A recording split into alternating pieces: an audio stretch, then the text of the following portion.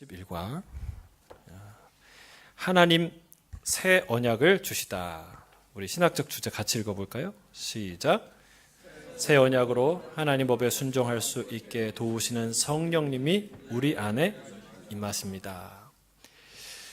우리가 예언자들을 통한 선지자들을 통한 예언서를 살펴보면서 이스라엘의 패악, 우상 숭배, 하나님을 향한 배신, 그리고 하나님의 심판의 과정들을 봅니다.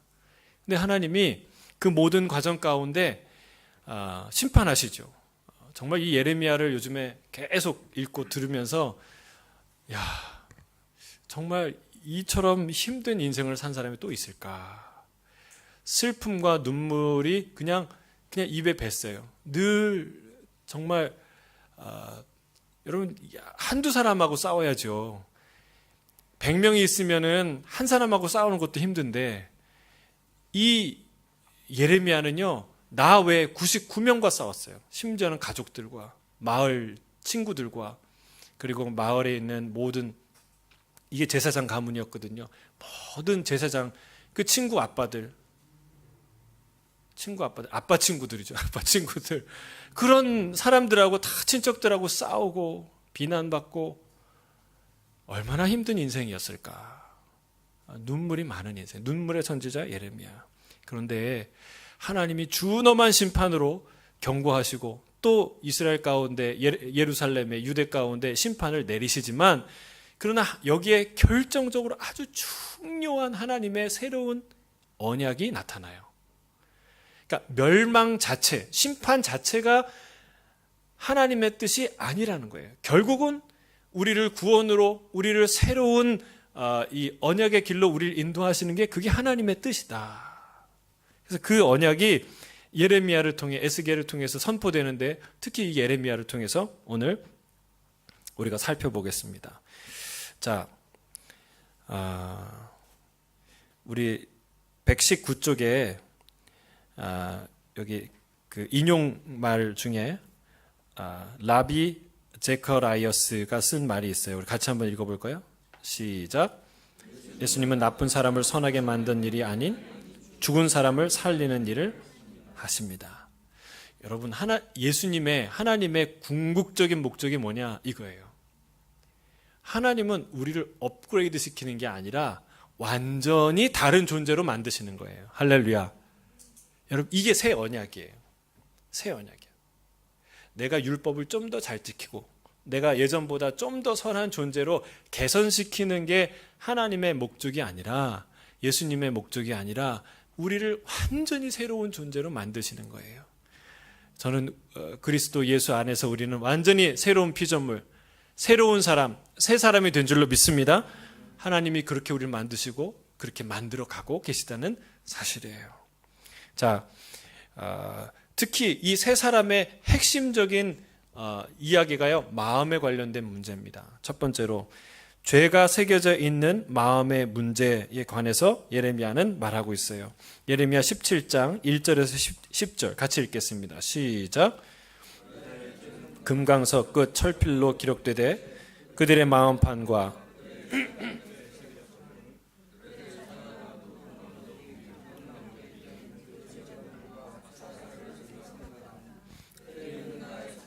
내 온 영토의 죄로 말미암아 내가 내 산과 모든 보물과 산당들로 노략을 당하게 하리니 내가 내게 준 내 기업에서 내 손을 뗄 것이며 또 내가 너로 하여금 너의 알지 못하는 땅에서 맹렬하게 영원히 타는 불을 일으켰습니다. 아멘. 우리 김현철 집사님께서 좀 읽어주시겠습니까? 본문 속 주님의 말씀은 절망적입니다. 예나 지금이나 우리 상황이 얼마나 절망적인지를 깨닫게 합니다. 유다 백성처럼 우리도 외부에서 위험 요소를 찾으려는 유혹을 받습니다. 그러나 무엇보다도 자기 자신을 먼저 돌아봐야 합니다. 제가 마음판에 새겨져 있기 때문입니다.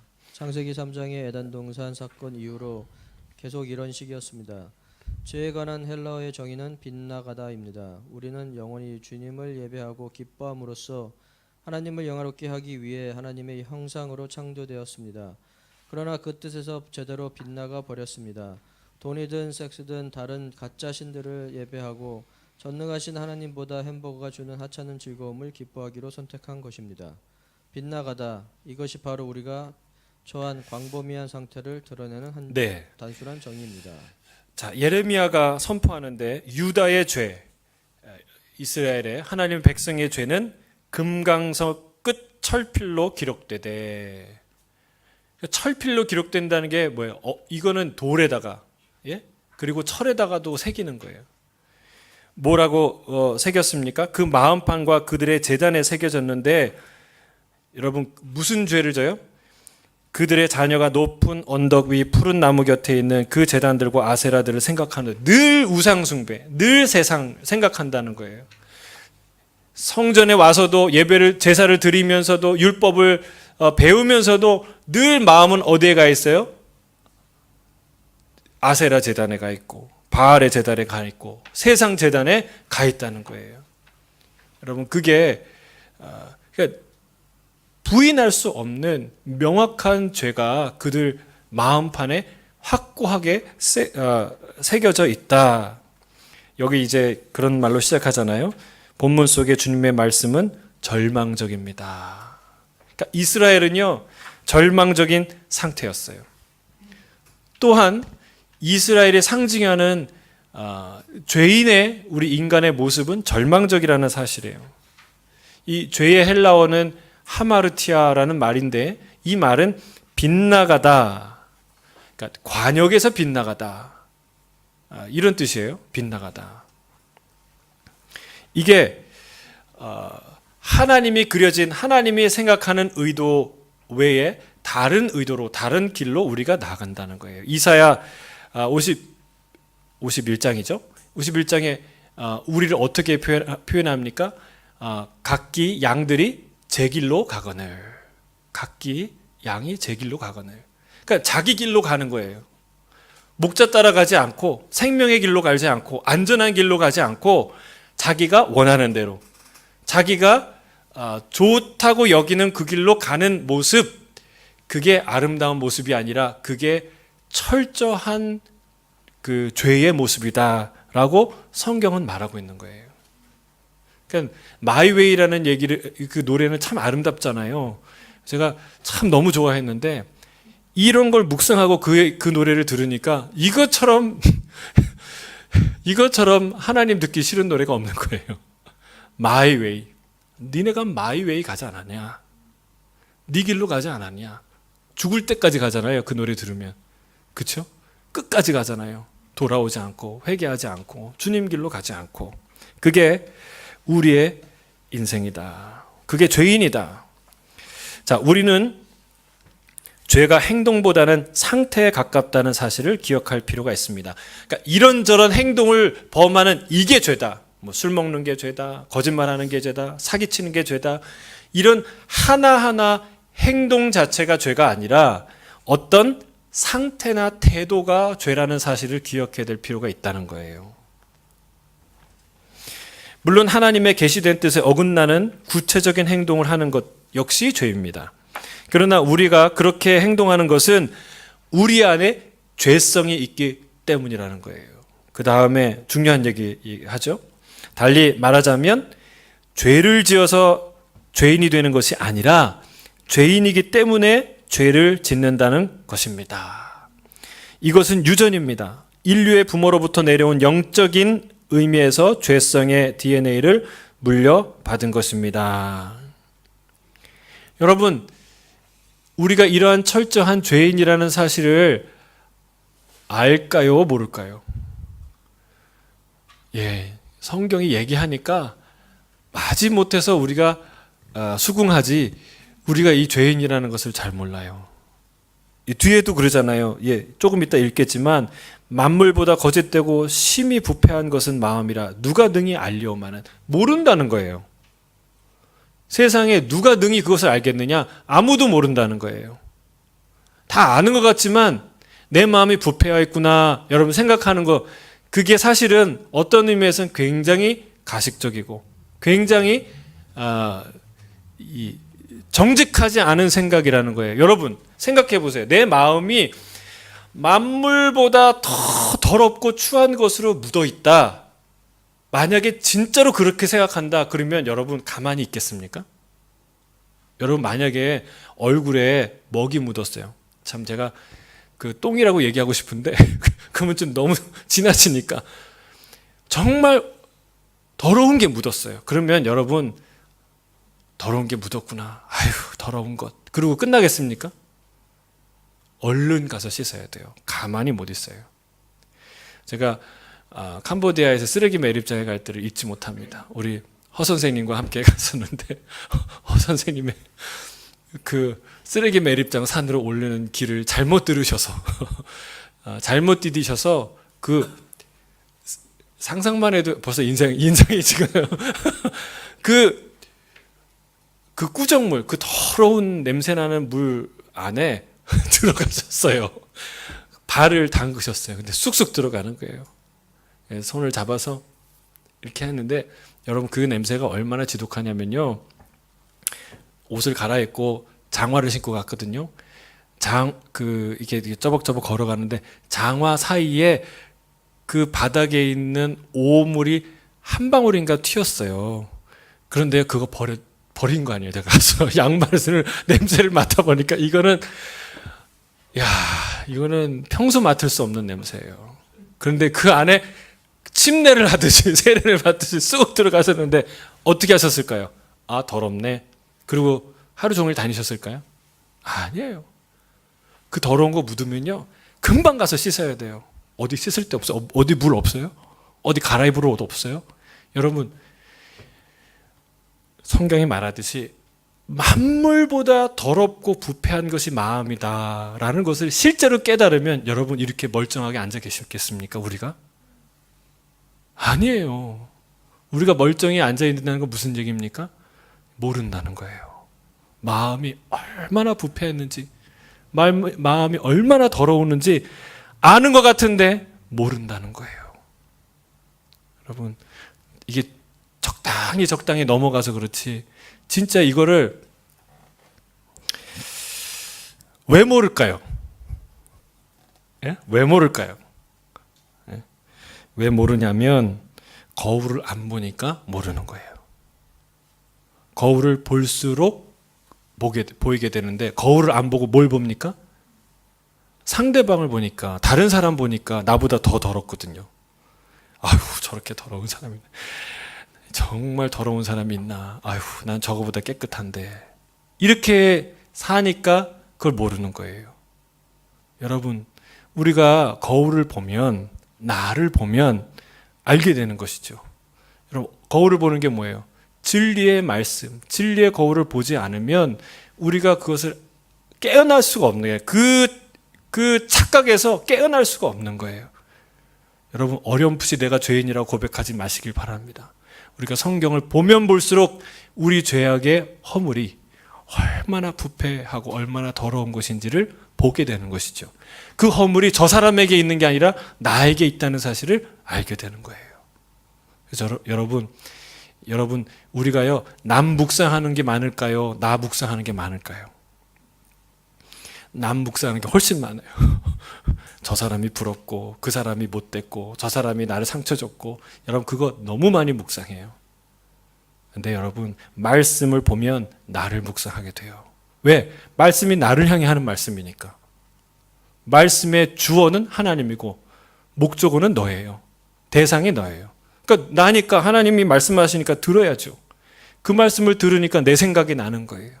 나의 더러움이 떠올라지고 나의 허물이 보여지고. 근데 그거 안 하면 어떻게 돼요? 남의 것이 보이니까 그게 내가 죄인이다 생각하면서도 내가 이 정도면 됐지 하고 사는 거죠. 여러분 그게 다 우리의 어리석은 허식이라는 거예요. 자, 그래서 여러분 이게 기독교의 원죄로는요 철저합니다. 우리가 얼마나 무능하고 얼마나 완악하고 얼마나 더러운 존재인지를 자각시키는 것이 성경의 원죄론이고 성경의 가르침이에요. 그런데 이게 여러분 어떻게 보면 어떤 세상 사람들은 뭐라고 얘기하냐면 이것은 너무나 자학적인 인간론이다. 여러분 그렇게 생각하십니까? 너무나 자학적인 인간론이다.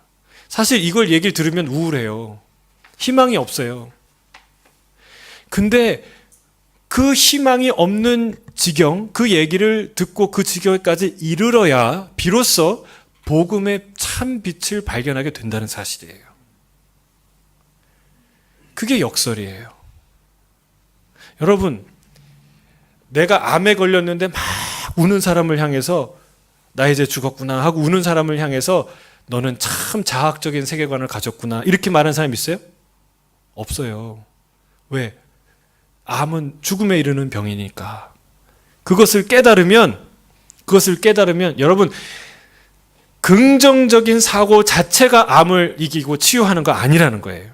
긍정적인 사고를 하면 무조건 내가 치유되냐? 그게 아니에요. 여러분 모든 치유의 시작, 모든 변화의 시작은요, 이 암, 이 죄악, 이 병, 이 사태의 심각성에 대한 객관적인 인식과 인정과 받아들임을 에서부터 시작하는 거예요.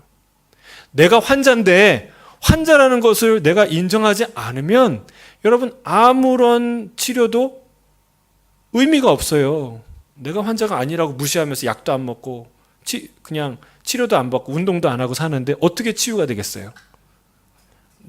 암이라는 게 얼마나 심각한 것인지, 내가 그 암이 내가 걸린, 내가 암 환자라는 것을 내가 자각하고 인정할 때에 그때 진짜 치유와 건강한 자아가 회복되는 거예요. 성경은 그것을 말해요. 성경은 정말 세상 어느 누구도, 어떤 학자도, 어떤 의사도, 어떤 정신분석가도 가르쳐 줄 수 없는 진짜 영혼의 내면에 대한 실체를 말하고 있다는 거예요. 그게 뭐예요? 너는 죄인이다. 금강석 철필로 기록된, 내 마음에 기록된, 누구나 분명히 지울 수 없는 죄악의 흔적이 너무나 분명하게 내 마음에, 내 영혼에 기록되어 있다는 사실입니다. 우리가 그것을 알아야 됩니다. 왜 질문이 있어요? 자, 단순히 죄를 짓는 것이 아니라 본질상 죄인이라는 점을 이해하는 것이 왜 중요합니까? 여러분 왜 중요합니까? 에베소서 2장 3절에 이렇게 기록하고 있습니다. 에베소서 2장 3절. 전에는 우리도 다 그 가운데서 우리 육체의 욕심을 따라 지내며 육체와 마음에 원하는 것을 하며 다른 이들과 같이 본질상 진노의 자녀이었더니. 그러니까 여러분 우리가 본질상 진노의 자녀였다는 사실을 우리가 알아야 자각해야 돼요. 자, 이것을 아는 것, 두 번째 질문. 이것을 아는 것이 복음의 효력을 이해하는데 어떤 영향을 미칠까요? 역시 에베소서 2장 8절, 그 뒤에 가면 뭐라고 기록하냐면 이렇게 기록하고 있습니다. 너희는 그 은혜에 의하여 믿음으로 말미암아 구원을 받았으니 이는 너희에게서 난 것이 아니요 하나님의 선물이라. 할렐루야. 여러분, 내 인간의 철저한 절망, 철저한 이 본질상 죄인이었다는 사실을 내가 자각하고 깨닫는 거야말로 진짜 복음의 핵심을 아는 거예요. 복음은요, 은혜로 주어집니다. 복음은 100% 선물로 주어지는 거예요. 그 선물로 주어져서 내가 바뀌는 거예요. 그게 내가 바뀌어서 새로워져서 그래서 내가 구원을 받는 게 아니라는 사실이에요. 이거는 너무나 단순한 복음의 진리인데 많은 성도들이 이거 헷갈려 해요. 이걸 왔다 갔다 해요. 여러분, 이거를 알아야 내가 죄인이라는 사실, 내 힘과 능력으로는 구제불능해 금강석 철필로 내 마음에 새겨진 내 죄악이 너무나 분명하고 선명하고 많아서 내가 지울 수 없고 부정할 수 없는 죄인이었다는 사실을 아는 것이 중요한 이유는 구원은 예수 그리스도로부터만 온다는 사실을 그때야 비로소 알게 되는 거예요. 그거 모르면요, 자꾸 제 자아가 살아납니다. 내가 열심히 찬양해서 내가 은혜를 받은 거지. 내가 열심히 성경을 읽어서 내가 성숙해진 거지. 내가 열심히 새벽기도 해갖고 내가 변화된 거지. 이런 생각하는 거예요. 그게 아니라는 사실. 그게 아니라는 사실이에요. 은혜의 은자도 모르는 사람이에요. 진짜 비로소 은혜의 무한함과 값없는 은혜의 풍성함을 그제서야 알게 된다는 사실입니다. 자, 5절부터 10절까지 같이 성경을 읽어보도록 하겠습니다. 시작. 무릇 사람을 믿으며 육신으로 그의 힘을 삼고 마음이 여호와에게서 떠난 그 사람은 저주를 받을 것이라. 그는 사막의 떨기나무 같아서 좋은 일이 오는 것을 보지 못하고 광야 간절한 곳 건건한 땅 사람이 살지 않는 땅에 살리라. 그러나 무릇 여호와를 의지하며 여호와를 의뢰하는 그 사람은 복을 받을 것이라. 그는 물가에 심어진 나무가 그 뿌리를 강변에 뻗치고 더위가 올지라도 두려워하지 아니하며 그 잎이 청청하며 가무는 해에도 걱정이 없고 결실이 그치지 아니함 같으니 만물보다 거짓되고 심히 부패한 것은 마음이라. 누가 능히 이를 알리오마는 나 여호와는 심장을 살피며 폐부를 시험하고 각각 그 행위와 그의 행실대로 보응하나니. 여러분, 우리가 마음에 대한 전문가가 되길 바랍니다. 여러분, 운전을 잘하는 것은 길을 잘 알아야 돼요. 길을 잘 알아야 초행길은요, 아무리 운전을 못해도, 운전을 잘해도요, 시속 50km, 60km 넘을 수가 없어요. 왜? 길을 모르니까. 우측 차선에 붙어야 되는지 좌측 차선에 붙어야 되는지 몰라요. 신호가 어떻게 봐요? 구조를 모르니까. 그런데 익숙한 길은요, 그냥 안 봐도 막 눈을 감고도 운전할 것 같은 그렇게 가는 거예요. 여러분,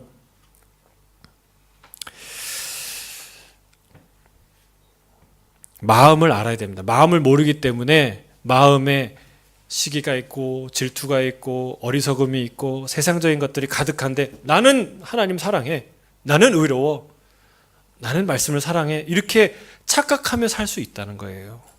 여러분, 왜냐하면 이 뒤에 나오지만 자기를 또 속이고 또 속인다는 거예요. 우린 죄인이기 때문에. 그 말이 이제 나와 있어요. 김현주 계속 읽어주시겠습니까? 죄가 마음에 각인된 탓에 우리는 자기 기만에 놀라운 성향을 갖게 되었습니다. 자기 자신을 속이고 또 속입니다. 그러나 순종하고 싶어도 순종할 수 없고 기도하고 싶어도 기도할 수 없으며 친절하게 행동하고 싶어도 그렇게 할 수 없습니다. 마음이 죄가 각인되어 느낌도 신뢰할 수 없게 되었습니다. 하나님의 말씀은 듣기에 거북할지라도 우리 자신에 관한 진리를 들려줍니다. 또한 죄가 마음에 각인되어 있기 때문에 구원은 행동에 초점을 둔 메시지일 수 없습니다. 마음의 주된 문제를 다루지 못하는 메시지는 내추럴에 반창고를 붙이는 것과 같습니다. 그러나 우리는 마음으로 복음을 만나야 합니다. 그래요. 뇌출혈이 됐는데 반창고 붙이면 되나요? 안 되나요? 큰일 납니다. 큰일 납니다. 여러분, 우리 마음에 어떤 죄들이 있는지 정직하게 나를 들여다보는 것이 첫 번째예요. 근데 그거는 말씀이 아니고선 불가능해요. 성령이 아니고선. 이 뒤에 이제 성령 얘기가 나오는데 그 얘기를 이제 하게 되는 것이죠. 먼저 가기 전에 레트 도슨의 이야기를 같이 한번 읽어볼까요? 그 옆에 시작. 우상 숭배의 죄가 내 마음 깊은 곳에 있습니다. 이 죄로 인해 이른바 독립성이 신성화됩니다. 하나님이 되어 행복의 조건을 세우고 싶어 합니다. 죄는 하나님이 너는 하지 말지니라 라고 하신 거룩한 말씀을 고집스럽게도 나는 하겠다로 바꾸어 버립니다. 여러분, 이게 마음에 와 닿으십니까? 이게 죄성의 본질이에요. 죄의 본질이라는 거예요. 독립성. 하나님이야말로 나를 힘들게 하고 번거롭게 하고 괴롭게 하는 사람이다 라고 생각하고 자꾸 하나님으로부터 멀어지려고 하는 사람이에요. 그런 성향이 우리 안에 있다는 거예요. 근데 여러분, 반대로요, 하나님한테 납작 엎드려가지고요 벌벌 기고 하나님이 시키는 대로만 하는 사람들 중에도 자기의 길을 가는 사람이 있어요. 기도도 하고 예배도 하고 사역도 다 하는데 왜 하냐? 왜 벌벌 기냐? 하나님 내 소원 안 들어줄까 봐. 여러분, 이 마음에요, 궁극적인 방향이 어디냐가 중요해요.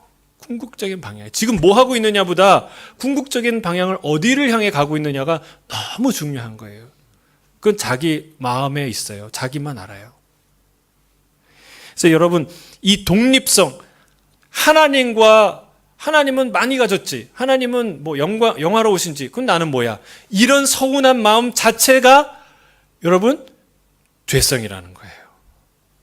죄성이라는 거예요. 우리는 하나님 안에서 가장 나답게 되는 것을, 나답게 될 줄로 믿습니다.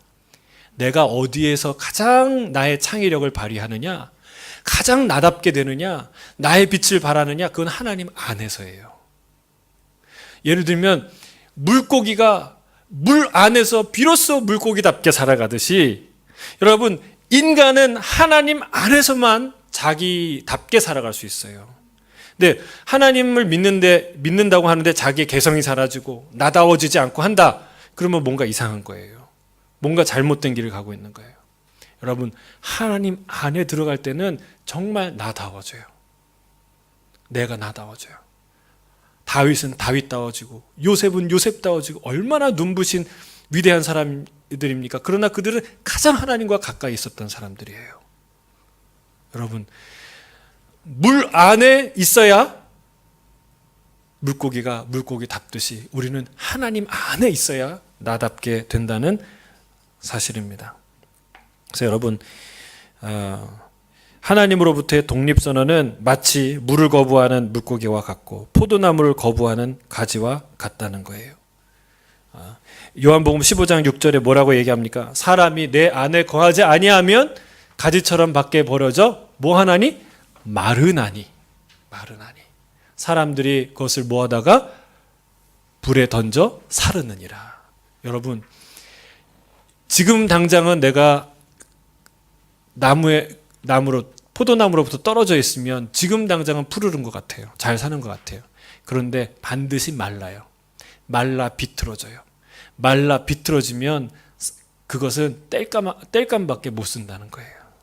내가 주님 안에 있을 때, 주와 함께 있을 때, 주와 붙어 있을 때 비로소 내가 나다워지고 꽃을 피는 인생이 된다는 거예요. 근데 이거를 거부하는 게 인간의 죄성이에요. 하나님 싫다. 왜 내가 하나님 말씀 들어야 되고 이것저것 하라 하지 말라는 얘기 들어야 되느냐? 그 싫다는 거예요.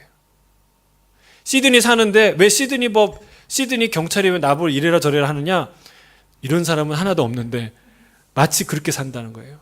왜 하나님 마음대로 하라고 그러느냐? 이 마음이 우리 안에 가득한, 그게 죄인이다. 뭐가 고쳐져야 됩니까? 마음이 고쳐져야 돼요. 그런 사람이 한두 개 행동을 고친다고 그의 인생이 고쳐지는 게 아니라는 거예요. 그래서 마음에 대한 이야기를 주님이 하세요. 두 번째, 하나님이 내주하시는 마음에 대한 약속, 새로운 새 계명인데요. 자, 31절부터 33절까지 함께 읽겠습니다. 중요한 말씀이죠. 같이 읽겠습니다. 시작. 말씀이니라. 보라, 날이 이르리니 내가 이스라엘 집과 유다 집에 새 언약을 맺으리라. 이 언약은 내가 그들의 조상들의 손에 잡고 애굽 땅에서 인도하여 내던 날에 맺은 것과 같지 아니할 것은 내가 그들의 남편이 되었어도 그들이 내 언약을 깨뜨렸음이라. 여호와의 말씀이니라. 그러나 그날 후에 내가 이스라엘 집과 맺은 언약은 이러하니 곧 내가 나의 법을 그들의 속에 두며 그들의 마음에 기록하여 나는 그들의 하나님이 되고 그들은 내 백성이 될 것이라. 여호와의 말씀이니라. 자, 여기에서 두 가지를 얘기하고 있는데요. 첫 번째는 이 언약은 새로운 언약이라는 거예요. 새로운 언약. 근데 여기서 이렇게 얘기합니다. 하나님의 계획은 그분께는 새로울 것이 없지만 백성들에게는 새로운 것이었습니다. 자, 이게 무슨 뜻일까요? 하나님께 이 계획이 새로운 계획일까요? 하나님께 새롭다라는 얘기는 하나님이 실패하셨다는 뜻이에요. 옛날에 율법을 줘보니까 아유 이게 잘 안 먹히네. 그러면 고쳐서 새 걸로 한번 해보지. 여러분, 하나님 그런 분이십니까? 하나님은 절대로 그런 분이 아니에요. 여러분, 참 우리는 인간처럼 하나님을 생각해요. 여러분, 하나님의 생각은 높으세요. 하나님의 이 생각과 지성은 이 우주보다 크세요. 여러분, 창세기 3장 15절에 무슨 얘기를 하냐면 여자의 후손이라는 언급이 나와요. 여자의 후손이 뱀, 너의 머리를 부술 것이다. 하나님이 이미 창세기부터, 아니 창세 전부터 하나님이 구원의 계획을 세우세요. 인간을 창조하고 인간에게 절대적인 정말 자유의지를 줄 그때부터, 전적인 자유의지를 주실 그때부터 하나님은 계획하셨어요. 할렐루야. 하나님에겐 새롭지 않아요. 그럼 누구에겐 새롭습니까? 우리에게는 새로운 거예요. 전에 들어보지 못한, 전혀 경험하지 못한 새로운 언약이라는 거예요. 그 언약은 어떤 언약이냐? 두 번째, 새 언약은 하나님의 백성 안에 있을 것입니다. 어디 안에? 마음 안에, 영혼 안에. 그게 이 마음에 관한 얘기예요. 그러니까 이 새 언약의 성취의 장소는 하나님의 백성들의 마음이라는 거예요. 여러분, 그래서 마음이 중요합니다. 여러분, 이것은 바로 예수 그리스도께서 우리에게 행하실 복음에 관한 이야기예요. 자, 우리 계속 한번 읽어주세요. 둘째, 새 언약은? 둘째, 새 언약은 하나님의 백성 안에 있을 것입니다. 죄 사함과 의를 얻기 위해 그리스도를 믿는 것이 하나님께 가는 유일한 길임은 사실입니다. 그러나 그것이 복음의 전부라고 생각한다면 진정한 의미에 한참 미치지 못하는 것입니다. 복음이란 우리 마음이 죄로 너무 부패했기 때문에 하나님을 향해 마음을 새롭게 함이 필요하다는 메시지입니다. 이 메시지를 믿어야 옛사람이 죽고 그리스도와 함께 영적으로 부활할 수 있습니다. 새 자아는 새로운 마음으로 새로워진 열망과 취향을 가지고 새로운 주인을 맞이합니다. 더 이상 죄에 갇혀 있지 않습니다. 그 대신 성령의 임재를 통해 하나님이 우리 마음 가운데 거하시게 됩니다. 자, 이전의 율법은 물론 하나님이 마음을 새롭게 하라, 마음의 할례를 해라, 내 마음으로 사랑해라, 마음으로 예배를 드려라, 늘 이렇게 얘기를 하셨지만, 그런데 여러분, 그러니까 하나님께서 계획하셨던 구원의 완성은 예수 그리스도예요. 예수 그리스도를 통해 우리에게 주고자 하시는 완전한 그림이 뭐냐면, 예수 그리스도의 보혈로 우리를 정결케 하시고 우리 가운데 누가 임해요? 성령님이 임하셔서. 그래서 우리 안에 우리가 전혀 새로운 존재로 태어나고 살아갈 수 있도록 하나님이 만드신다는 사실이에요. 그래서 요한복음 7장 37절부터 39절에 뭐라고 말씀하십니까? 누구든지 나를 믿는 자마다 배에서 뭐가 나온다고요? 생수의 강. 이 생수의 강이 뭐예요? 이 생수는 뭘 가리킨다고 그랬어요? 요한이? 성령. 요한복음을 읽어보세요. 요한복음은요, 성령 복음이에요. 보면은요, 진짜 성령에 관한 이야기를 예수님이 직접 언급하시면서 성령을 가르친 아주 중요한 복음서예요. 여러분, 거기에 보면 예수님이 약속을 하는데, 누구든지 나를 믿는 자는 그 배에서 생수의 강이 흘러날 것이다. 그래서 이게 뭐냐면 성령을 가리킨대요. 성령이 우리 안에서 하는 일이 뭐예요? 멈추지 않고 콸콸콸콸 흘러나오는 생수와 같은 역할을 우리 안에서 하신다는 거예요. 할렐루야. 이게 없었어요. 이게 불가능했어요. 여러분, 누구 때문에 가능한 일이에요? 예수 그리스도. 예수 그리스도의 보혈로 우리가 새로운 존재로 태어나기 때문에 가능한 일인데, 그 안에 보혜사, 성령을 주님께서 선물로 주셔서 가능한 일이라는 사실이에요. 그래서 여러분 이게 복음이요, 정말 놀라운 건데, C.S. 루이스가 이런 표현을 했어요. 구속은 개선이 아니다. 개선은 구속이 아니다. improve, 나아지는 것, 그게 하나님의 구원이 아니라는 거예요. 하나님은 완전히 새로운 종류의 인간을 만들기 위해 오셨다는 거예요. 그래서 하나의 예를 들어요. 자, 말이 있어요. 말이 그냥 평범한 말이에요. 근데 이 말을 경주마로, 그리고 승마 있죠. 이렇게 높이 뛰어넘고 멋있게 걷고 하는 그 품격 있는 명마로 만들기 위해 막 부단한 훈련을 해요. 자, 그런 훈련을 거치면 정말 새로운 말이 되죠. 새롭게 태어나는 것이죠. 그런데 이 구속이라는 것은 그런 말을 훈련해서 더 높이 뛰게 하는 것이 아니다. 그런 훈련이 아니다. 그런 새로움이 아니다. 전혀 다른 존재로 만드는 것인데, 예를 들면 말에 날개를 붙여주는 거예요. 여러분, 말에 날개를 붙이면 어떻게 될까요? 말에 날개가 나오기 시작해요. 말에 날개가 나왔어요. 그런 말이 어디 있어? 없지만 여러분, 예화죠. 몰라요. 천국에 있을지는 몰라요. 여러분, 말에 날개가 나왔어요. 그러면 그건 말입니까? 말이 아닙니까? 전혀 새로운 말이에요. 전혀 새로운 말이에요. 이 말이 당분간은 좀 못난이 말이 될 수도 있어요. 어깨에 뿔뚝 뭐가 튀어나오는데 이게 무슨 병 걸린 말인가? 높이를 뛰는데 잘 못 돼요. 이 말이.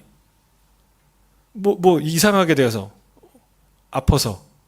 그런데 어느 날 이 등에서 희고 큰 날개가 탁 나와서 그때는 높이 뛰는 정도가 아니라 하늘을 나는 말이 되는 거예요. 할렐루야. 여러분, 이게 구원이라는 거예요. 이게 구속이라는 거예요. 이게 새로운 피조물이 됐다는 사실이에요. 여러분, 이런 변화를 누가 하는 거예요? 여러분 표정 보니까 설마 내가 그렇게 될까? 설마. 여러분, 하나님께 설마가 없어요. 하나님은요, 정확하게 그걸 이루겠다고 말씀하시는 거예요. 내가 하나님께 나를 의뢰하기만 한다면, 여러분, 결혼했는데 내 남편이 결혼해주기만 하고 고마워, 같이 살기만 해, 그런 부인은 없어요. 그런 남편의 후줄그레한 옷을 싹 치우고 남편을 반짝반짝 빛나게 만들어요. 아내를 반짝반짝 빛나게 만들어요. 여러분, 그게 결혼이에요. 하나님이 우리가 하나님의 자녀가 됐다는 것, 왕의 자녀가 됐다는 것은요, 하나님이 우리를 완전히 변화시킨다는 뜻이에요. 어떻게 해요? 어떻게 가능해요? 내가 주님께 나를 드릴 때 하나님이 나를 그렇게 변화시켜요. 변화가 돼서 구원받는 거예요? 아니에요. 나를 주님께 드릴 때 주님이 나를 그렇게 지속적으로 날마다 주님께 나를 헌신하고 드릴 때 주님이 나를 그렇게 변화시킨다는 거예요. 할렐루야. 놀랍지 않습니까? 놀라워요. 근데 그 놀라운 변화가 어디에서 일어나느냐? 마음에서 일어난다는 거예요. 어떤 과정으로, 누구 때문에? 내 안에 생수의 강처럼 흘러나는 이 성령을 통해서 그런 일이 일어난다는 거예요. 할렐루야. 너무 놀라운 여러분, 이거는 이제 성령의 시대를 산다는 것은요, 정말 우리가 자다가도 일어나서 감사해야 될 거예요. 감사할 게 없으세요? 우리가 악해서 그래요. 정말 악해서 그래요. 정말 무지해서 그래요. 우리가요, 감사할 게 이거 한 가지만 해도요, 자다가 일어나서 감사해야 돼요. 하나님 성령을 주셔서 감사합니다. 여러분, 성령을 주셨으니까 여러분이 우리가 이 정도 깨달아서 주님 앞에 나와 예배하고 회개하지, 여러분, 우리의 이성과 우리의 의지와 우리의 수준으로 여러분 이런 하나님의 말씀을 깨달을 수 있을까요? 불가능한 일이에요. 성령님이 이 말씀을 읽을 때, 여러분, 빛이 있으니까 이 글자를 읽지, 여러분, 이 불 끄고 글자 읽을 수 있는 사람이 있어요? 아무도 없어요. 성령님이 우리와 함께 하시니까 진리를 깨닫게 되는 거예요. 성령님이 우리와 함께 말씀을 읽을 때 세미한 음성으로 말씀하시니까 내 안에 눈물과 감동과 은혜가 있는 거예요. 제가 그 창세기 지금 낭독하잖아요.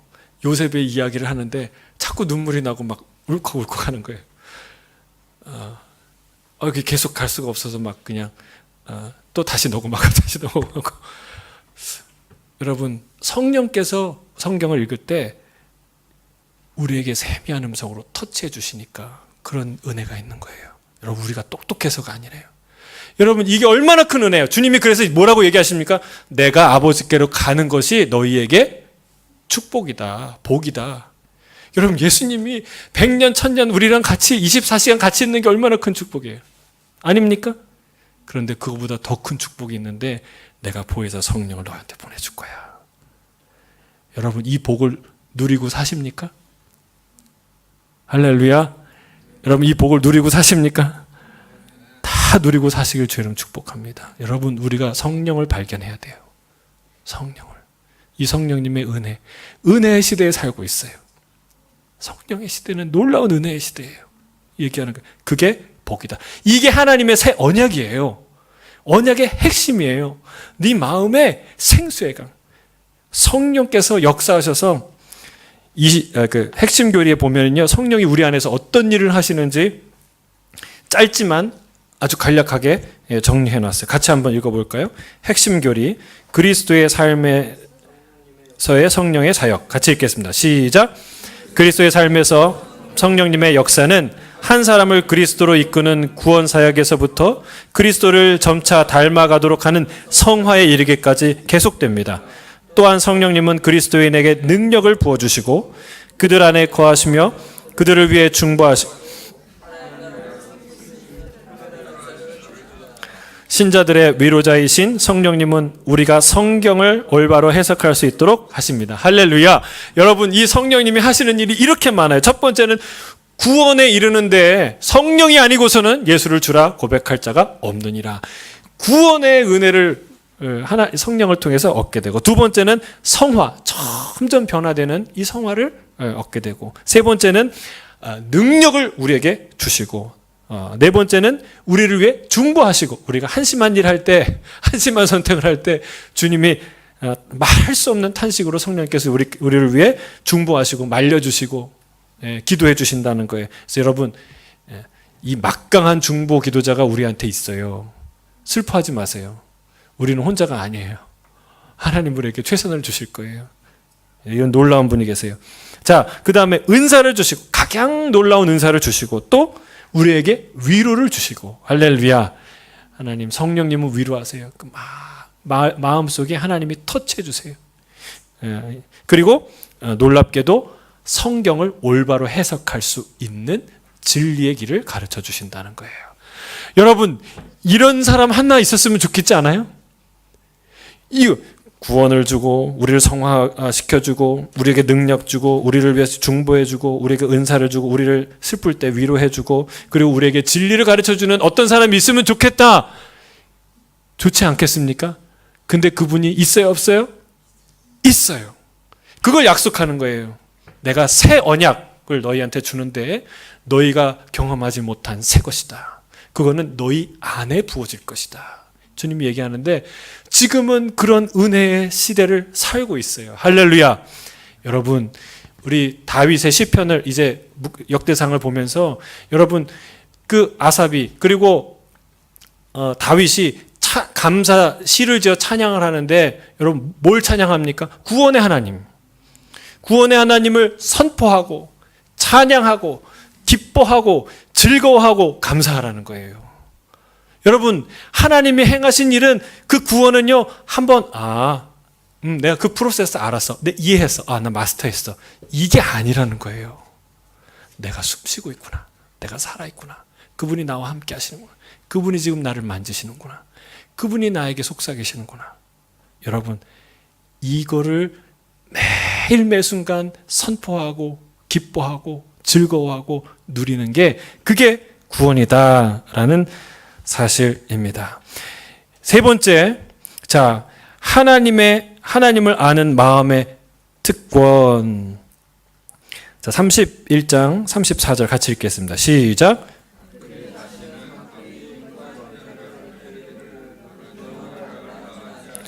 이는 작은 자로부터 큰 자까지 다 나를 알기 때문이라. 내가 그들의 악행을 사하고 다시는 그 죄를 기억하지 아니하리라. 여호와의 말씀이니라.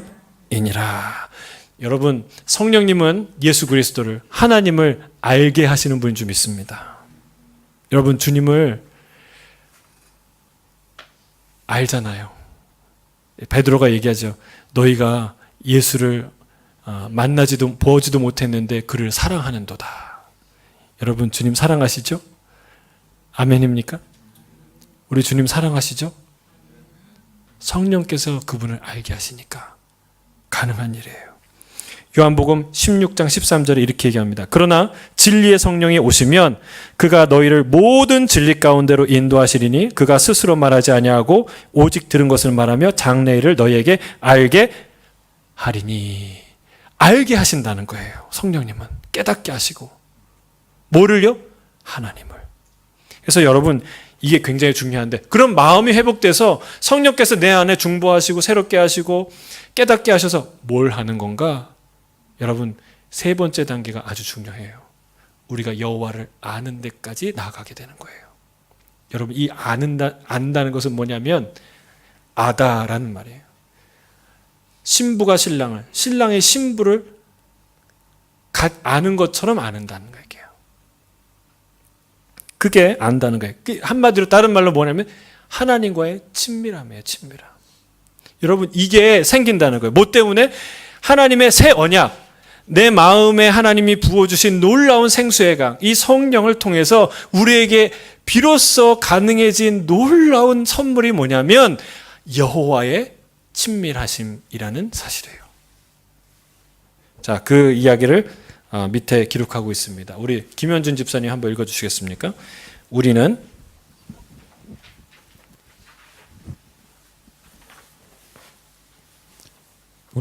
하나님과 친밀한 관계를 맺으며 살아가도록 창조되었습니다. 세상이 죄로 깨어지기 전에 하나님이 자기 형상으로 인간을 창조하셨던 초기 창조 시절에서 이 점을 확인할 수 있습니다. 인간이 하나님의 형상으로 창조되었다는 것은 다른 피조물들과 달리 하나님과 관계를 나눌 수 있는 능력이 있다는 것을 의미합니다. 그래서 최초의 사람은 창조주와의 완전하고 흠없는 유대감 속에서 살 수 있었습니다. 그러나 죄가 하나님과 인간 사이를 어마어마하게 갈라놓았습니다. 죄라는 깊은 골 때문에 우리는 하나님이 지으신 진정한 목적에서 분리되었습니다. 하나님은 완전히 거룩하시기에 죄를 가까이 하실 수 없습니다. 그러나 우리를 너무나 사랑하시는 하나님은 우리가 진정한 창조 목적으로 돌아갈 수 있도록 길을 마련해 주셨습니다. 하나님을 알고 세상에 하나님을 알려야 하는 창조 목적 말입니다. 여러분 이건 매우 중요한 이야기입니다. 하나님이 나를 지으신 것은 나랑 사귀고 싶어서 지으셨다는 거예요. 여러분 우리 김현준 집사님, 박은미 집사님 만나서 좋아요? 좋습니까? 네. 왜 만나셨어요? 예뻐서요. 예뻐서. 혹시 이 여자 결혼하면 밥도 해주고 빨래도 해주고 애도 낳아주고 편하겠다 이 생각해서 결혼했을까요? 아니요. 그냥 아니죠. 예뻐서. 그렇죠. 사랑하고 싶어서, 네. 가까이 하고 싶어서, 네. 함께 하고 싶어서 이 여인을 만난 거 아니에요. 그렇죠? 네. 근데 이게 중요해요. 하나님이 우리를 대하시고 우리를 만나시고 부르시는 목적이 바로 이와 같다는 거예요. 근데 우리는 이걸 잘 몰라요. 이 아주 단순한 사실을 몰라요. 근데 박은미 집사님이 우리 김현준 집사님이 자기를 사랑하고 가까이 하고 잘해주는데 이렇게 생각한다. 이 남자가 내가 일을 열심히 해주니까 좋아하는구나. 열심히 일해줘야지. 밥도 열심히 해줘야지. 여기까지만 생각한다면 김현준 집사님이 기쁠까요? 기뻐요? 아니죠. 거기까지만 생각 기쁘지 않아요. 이 여인이 나의 사랑하는 마음을 알아줄 때, 그리고 나를 사랑의 대상으로 인식할 때 기쁜 거예요. 여러분, 가정이 왜 깨어집니까? 여러분, 연인인 줄 알았는데 알고 보니까 일꾼으로 생각하는 거예요. 그러면 절망하는 거예요. 야, 이거 내가 사랑하는 사람으로 알고 결혼했는데 알고 보니까 이 사람이 나를 일꾼으로 대했어. 그럼 절망하는 거예요. 분노하는 거예요. 여러분, 정말 이거는 하나님과 우리 사이에 아주 중요한 질문입니다. 여러분은 하나님 앞에서 제가 질문할게요. 일꾼으로 부름받았습니까? 아니면 연인으로 부름받았습니까? 여러분 스스로를 생각해요. 내가 하나님 앞에 어떤 태도와 마음으로 서 있나? 어디를 향해 가고 있나? 여러분 돌아보세요. 이게 굉장히 중요한 질문이에요. 여러분 연인은요 종처럼도 일해요. 우리 박은미 집사님 정말 종처럼 일하잖아요. 그렇죠? 아침부터 저녁까지 밥 해주고 빨래 해주고. 지금은 반대인가요? 찔린다고 대답하면 네? 찔린다고 대답. 찔려요? 사랑하는 사람은요 종처럼 일할 수 있어요. 그런데 반대 종은요 종이 사랑한다고 해도 그건 일이 되는 거예요. 그 사람의 기분을 맞추고 그분의 마음을 맞추는 일이 되는 거예요. 여러분 어떤 정체성을 갖느냐가 매우 중요합니다. 주님이 지금 얘기하는 거예요. 우리의 마음을 회복시켜서 여호와를 아는 데까지 가게 하는 거예요. 이 여호와를 알자, 힘써 여호와를 알자. 누가 했어요? 호세아가 얘기한 거예요. 그 하나님이 뭐라고 얘기하냐면 그러므로 우리가 여호와를 알자, 힘써 여호와를 알자. 그의 나타나심은 새벽빛같이 어김없나니 비와 같이 땅을 적시는 늦은 비와 같이 우리에게 임하시리라 하니라. 여러분 무슨 말이에요? 여호와는 새벽빛 같다라는 거예요. 새벽빛은 일정해요. 숨김이 없어요. 오해가 없어요. 하나님은요, 우리가 알고자 한다면 하나님은 너무나 선명하신 분이에요. 하나님은 오해가 없도록 분명하신 분이에요. 뭐가 분명합니까? 비와 같이 땅을 적시는 늦은 비와 같이 우리에게 임하신다는데 여러분 비가 또 늦은 비가 임할 때 어떨까요? 농부들의 마음은. 네? 기쁘죠. 감사하죠. 여러분 하나님은 그 비처럼 우리에게 임한다는 거예요. 비를 갈망했던 그 농부에게 땅을 적시는 생명의 비처럼 은혜의 비처럼 우리에게 다가오신다는 사실이에요. 그게 여호와라는 거예요. 그분을 알자. 힘써 여호와를 알자. 여러분 우리가 성령을 통해 이 하나님을 아는 친밀함으로 나아가길 주의 이름 축복합니다. 이게 핵심이더라고요. 여러분 이 얘기를 자주 할 거예요. 왜냐하면 이게 핵심이니까. 여러분 중요한 거는 계속해야 돼요. 그래야 중요한 줄 알아요. 말씀 얘기 저는 이제 목회 끝날 때까지 할 거예요. 그러니까 이제 질렸다 그런 생각하지 마시고 그냥 그게 왜 중요하니까. 말씀 암송하고 통독하고 연구하고 이게 중요하니까. 여러분 하나님이 뭘 원하십니까? 하나님이 자기를 알기를 원해요. 남편 되는 이 신부의 마음, 신랑의 마음을 알기 원해요. 그 마음을 회복하길 원해요. 근데 우리의 마음은요, 남편 마음을 모르는 박은미 집사님처럼, 아니, 지금 아니라, 가상의, 예화의, 남편의 마음을, 나를 사랑하는 존재로 여기는 그 남편의 신랑의 마음을 모르는 일꾼으로서 자기를 생각하는 신부처럼 우리가 나가면 안 된다는 거예요. 여러분, 우리가 이 놀라운 친밀함으로 나아가길 주님 축복합니다. 그게 새 언약이에요. 하나님이 우리 마음에 새 마음을 주시고 그리고 여호와를 아는 지식을 주시고 성령을 통해 그 일을 행하신다는 거예요. 이거 예전에 경험 못했던 거예요. 이거 구약시대 때 경험 못했던 거예요. 그러나 우리는 성령을 통해 예수 그리스도의 십자가 부활을 통해서 이 은혜를 누리게 된다는 사실입니다. 여러분 주님을 아는, 힘써 주님을 아는 저와 여러분이 되길 주의 이름 축복합니다. 이 본문의 결론 부분에 이 말이 있어요. 여호와를 아는 것과 알게 된 여호와를 알리게 하는 것 굉장히 중요하다. 여러분 이 두 가지는요 굉장히 중요해요. 그런데 여러분 여호와를 아는 사람은 여호와를 알리게 되어 있어요. 여호와를 알지 않으니까 안 알리는 거예요. 알지 않으니까. 여러분 그 하나님의 위대하심을 알게 되면 그 친밀한 가운데 들어가면 사도 바울과 같이 얘기하는 거예요. 왕 앞에서도 왕이시여 나는 내가 결박된 것 외에는 당신이 나같이 되길 원합니다. 이 놀라운 간증을 왕 앞에서 세상 앞에서 부끄러움 없이 당당히 할 수 있다는 사실이에요. 여러분 이 놀라운 은혜를 주신 주님을 찬양합니다. 이 새 언약을 우리에게 주시고 그것을 성취하신 놀라우신 주님을 찬양합니다. 우리 하나님께 영광과 찬양의 박수 올리겠습니다. 할렐루야.